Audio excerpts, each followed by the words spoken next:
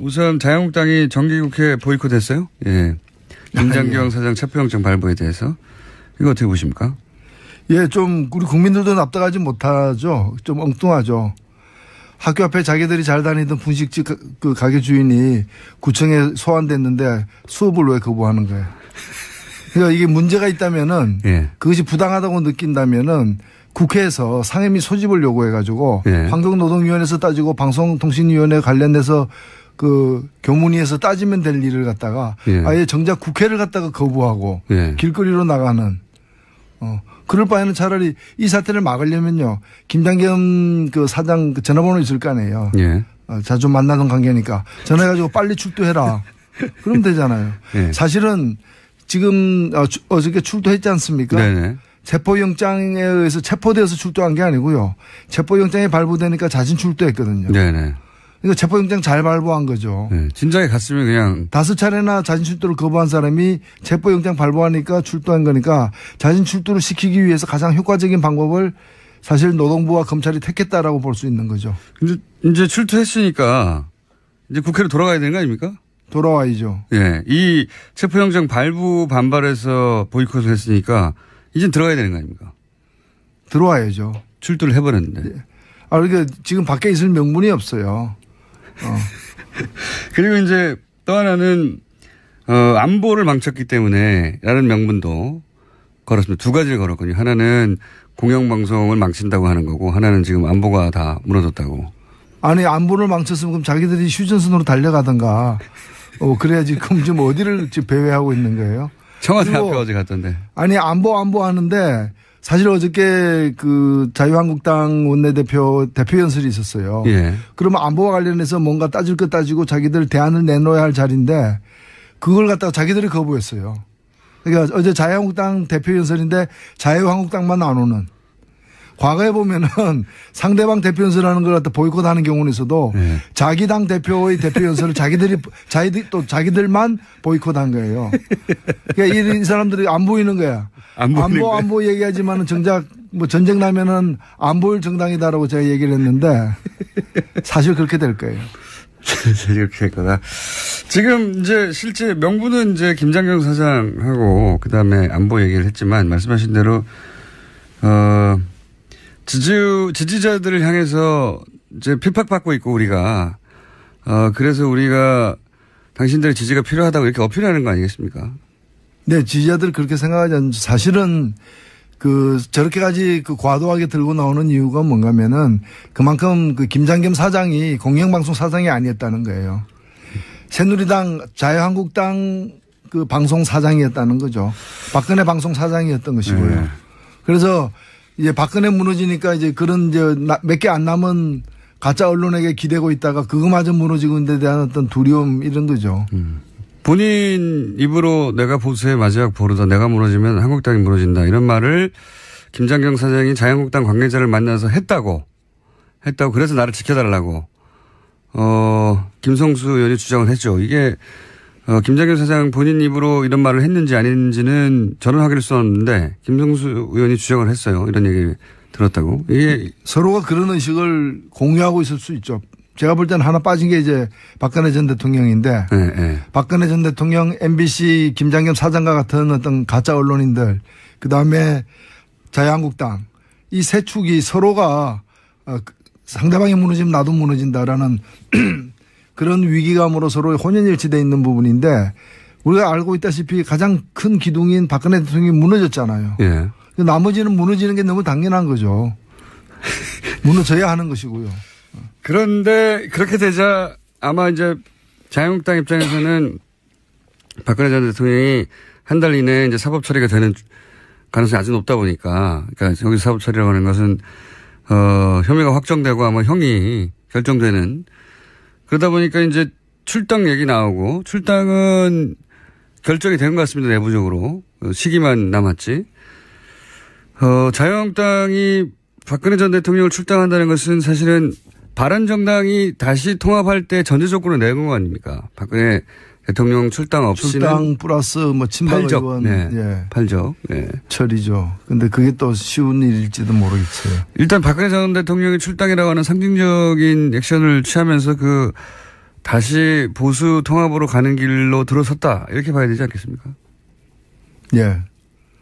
그쪽으로 가는 거죠. 그게 지방선거 전이 될지 또는 그 지방선거를 넘기고 그 후에 이루어질지는 모르겠지만 큰 방향은 그 방향으로 가고 있다고 느껴집니다.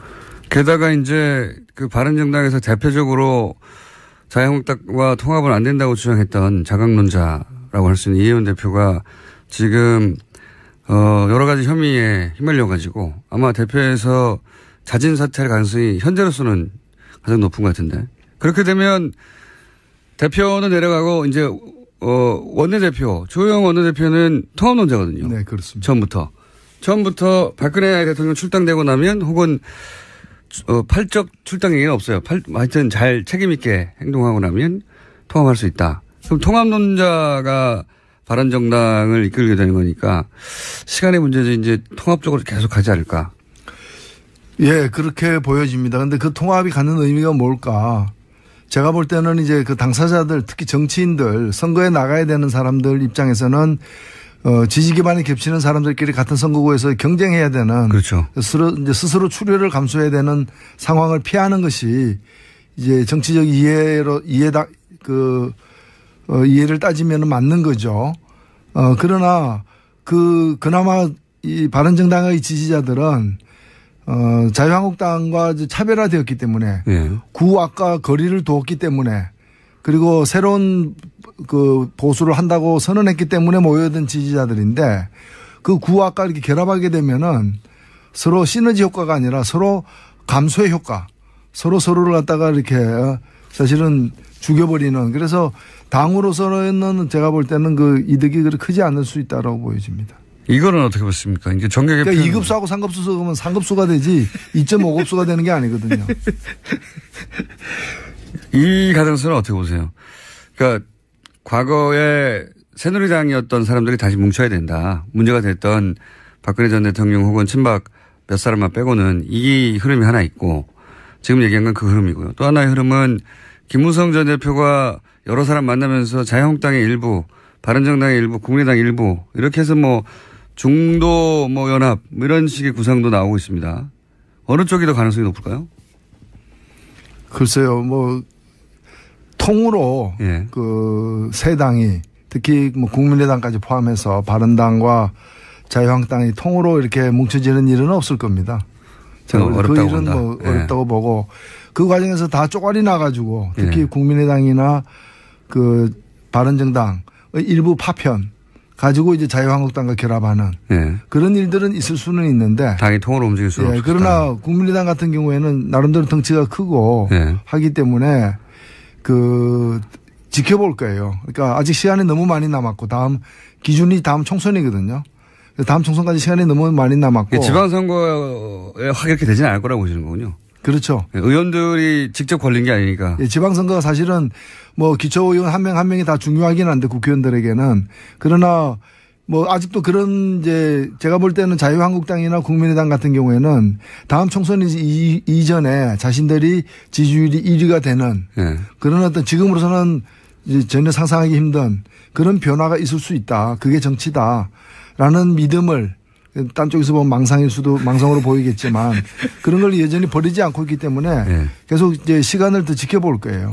정치인들은 그런 남들은 아무도 안 믿는 본인들의 지지율이 반드시 올라갈 거라고 하는 믿음이 비정상적으로 강하죠. 그렇죠. 저도 보면은 도저히 안 될 것 같은데 그 비정상적으로 강한 분들이 정치를 하더라고요. 그렇습니다. 그리고 그 비정상적으로 강한 믿음이 결국 뜻대로 안 되는데도 불구하고 다음에 또 나오고 다음엔 될 거야. 그렇죠. 한 번만 맞으면 된다. 그 복권 사는 거하고 똑같은 거예요. 당첨될 때까지 사는 거죠. 그리고 떨어지는 경우가 많을수록 당선 확률이 높아진다고 또 착각하는 거예요. 많이 떨어졌으니까. 이제 다음은 될 거야. 다음은 될 거다. 그렇죠. 성공 사례가 극히 일부 있죠. 극히 일부를 보고 자기도 그렇게 될 거라고. 그렇죠. 그래서 이제 지금 보기에는 전혀 가능성 없는 그 그림들을 많이 그리죠. 근데 저는 여기서 우리가 이제 어차피 한국에도 이제 보수 유권자들도 있고 보수 세력에는 당연히 있을 수밖에 없는데 그렇죠. 제대로 된 보수여야 하지 않겠습니까? 그런 관점에서 보자면은 이분들이 박근혜 전 대통령도 닮지 못하고 있다. 사실 과거에 그 차떼기 사건 났을 때 예. 그래서 불법 정치자금을 뭐 그 거액을 예. 이제 받아가지고 당이 이제 만신창이 되었을 때 트럭으로 날랐다고 했을 때 예. 뭐 트럭 키를 갖다가 고속도로 휴게소 주고받으면서 이제 통으로 예. 이렇게 트럭에 돈이 잔뜩 실려 있고 예. 그 차떼기 사건 때 비대위원장이 되었던 박근혜 당시 예. 그 대표가 그 당사 현판 나무로 된 거 예. 그거 하나 떼들고 천막으로 갔단 말이죠. 예. 그게 상징적 조치였지만은 모든 거 버리내고 사실 당시에 그 자기들 재산으로 됐던 수백억짜리 당사와 연수원도 다 국가에 헌납하지 않았습니까? 예. 그래서 그런 정도로 이제 국민들에게 이제 뼈를 깎는 어떤 그런 아픔을 스스로 감내하는 걸 보여주면서 자기들을 지키려고 했는데 지금 이 당이 사실 지금 정권 교체가 된 게 아니거든요. 정권이 자유한국당에서 민주당으로 교체된 게 아니라 자유한국당 정권은 붕괴됐어요. 네. 붕괴되고 5.19 선거에서 새 정권이 탄생한 건데 그러면 이제 그 이상을 해야 되는데도 불구하고 지금 보면은 처음에는 뭐 간판만 떼고 나가는 게 아니고 뭐 야 이왕 나가는 거 다 갖고 가 돈 될 만한 거 다 갖고 가자 그러다가 이제는 뭐 나갈 거 뭐 있어 그냥 간판만 바꿔 달면 되지. 근데 간판도 안 바꿔 달고 있잖아요. 간판도 안 바꿔 그냥 야 그 이제 뭐 영정사진 그 하나 치워. 영정사진 치워. 예. 방에 걸리는 사진 한 장 빼버리는 걸로다가 개혁을 하겠다, 혁신을 하겠다 하고 있으니까 이게 국민들에게는 보수를 지지했던 국민들에게도 저는 이거는 도리가 아니라고 생각되고 그 지지를 회복할 수 없을 것이라고 봅니다. 이런 구성은 어떻습니까? 연합공천이라고 네. 그러니까 야3당 연합공천 여기서 야3당 중에 정의당은 안 들어갑니다. 자유한국당 그리고 국민의당 바른정당에서 셋 다 예를 들어서 후보를 내버리면 저렇게 뻔하니까 수도권에서 예를 들어서 서울은 뭐 누가 내 그러면 인천은 누가 낼 테니 이런 식의 연합 공천을 하자는 제안이 있어요. 일단은 뭐 법적으로는 불가능하고요. 법적으로 불가능합니까? 일본은 이제 여러 당이 공동으로 누구를 지지한다거나 하는 게 이제 허용되는 경우인데 네. 우리는 그것이 허용 안 됩니다. 그러니까 이제 좀 비공식적으로 해야죠. 물밑에서 해야 되죠. 물밑에서 네. 하고 사실상 연합 후보다라고 이렇게 예. 정치적으로 의미 부여하는 예. 그런 식으로 나눠 먹기식으로 공천을 하는 거죠. 그렇죠. 공천을 하는데 뭐 그럴 수도 있다고 보고 근데 과연 그게 잘 되겠느냐. 교통정리가 어려울 것이다. 교통정리가 그렇게 만만치는 않을 거예요. 예전에 민주당과 정의당이 그런 시도를 해서 성공한 사례도 있고 실패한 사례도 있죠. 예, 그렇습니다. 그 어려움을 잘 아실 거 아닙니까? 예, 그게 뭐 지방선거에서 전면적으로 되기는 어렵고요. 지방선거는 후보가 하도 많기 때문에 아마 지금 말씀하신 이제 수도권 세 곳 정도에서 뭐 서울, 인천, 경기라거나 이런 곳에서 할 텐데 그게 예를 들면은 바른당 같은 경우에는 지금 그 지역에서 단체장이니까 다른 두 당의 지원을 받아서 나가면은 혼자 나가는 것보다 훨씬 낫겠죠. 낫겠지만 그러면 서울하고 인천을 그럼 다른 당이 그러면 양보해 줄 것인가. 그리고 그 의미 있는 선거를 할 수 있는가. 서울의 국민의당에 누가 나와가지고 과연 이제 의미 있는 득표 3등을 할 수 있을 것인가. 제가 보는 뭐 쉽지 않다고 봅니다. 자유한국당은 인천이고 바른정당은 경기도고 그러면 국민의당이 서울인데 그렇게 따지면요. 네.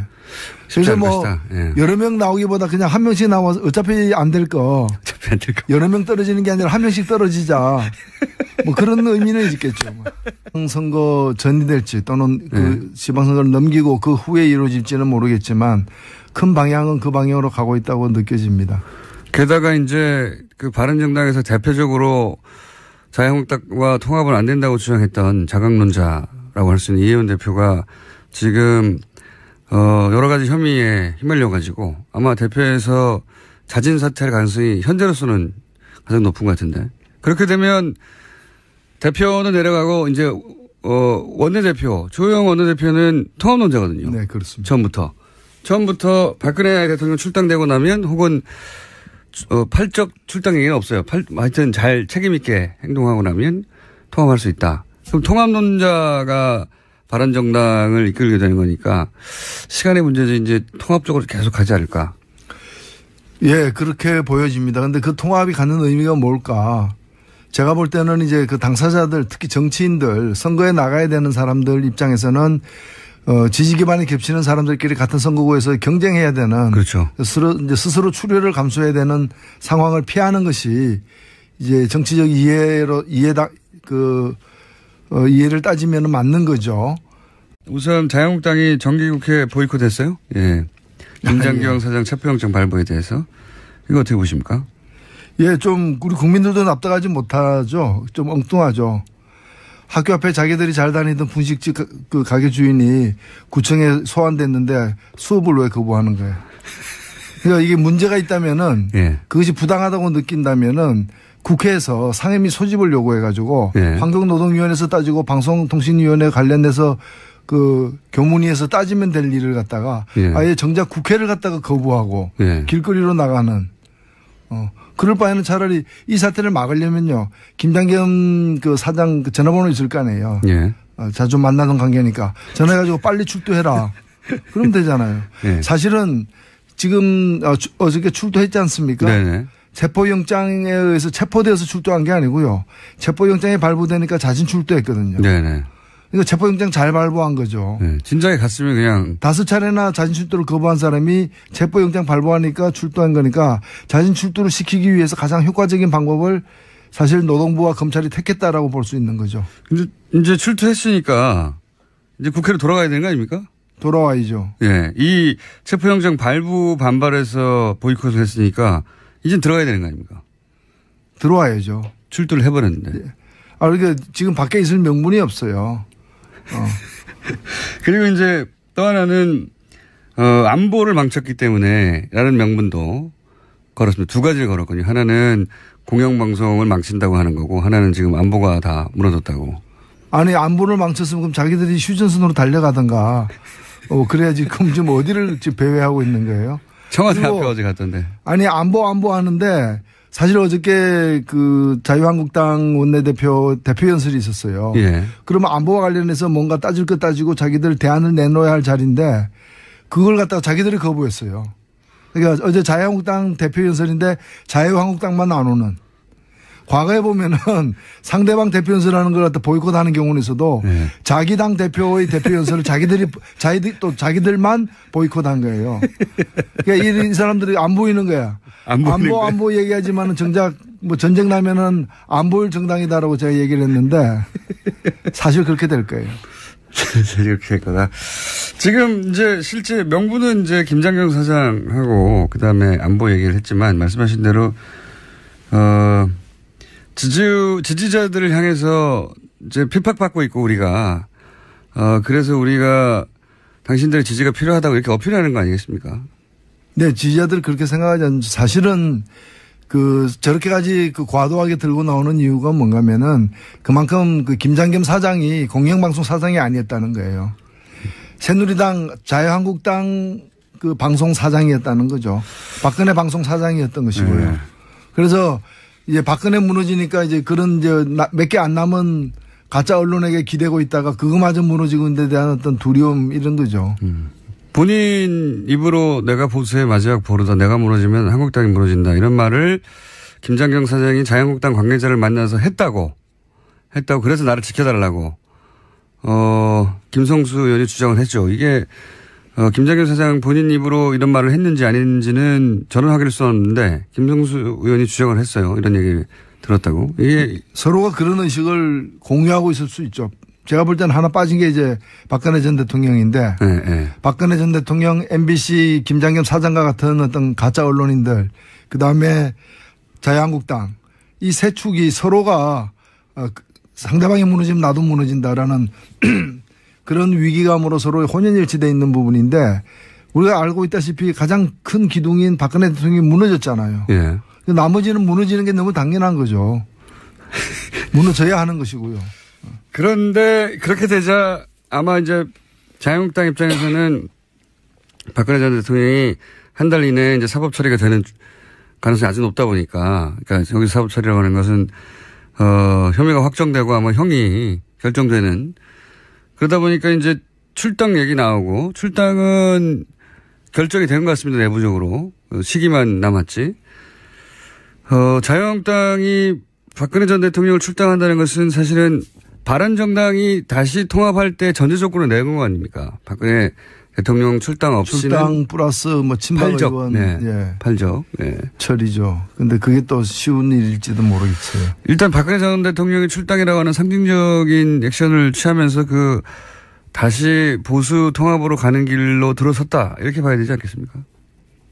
예. 그쪽으로 가는 거 같죠. 그게 지방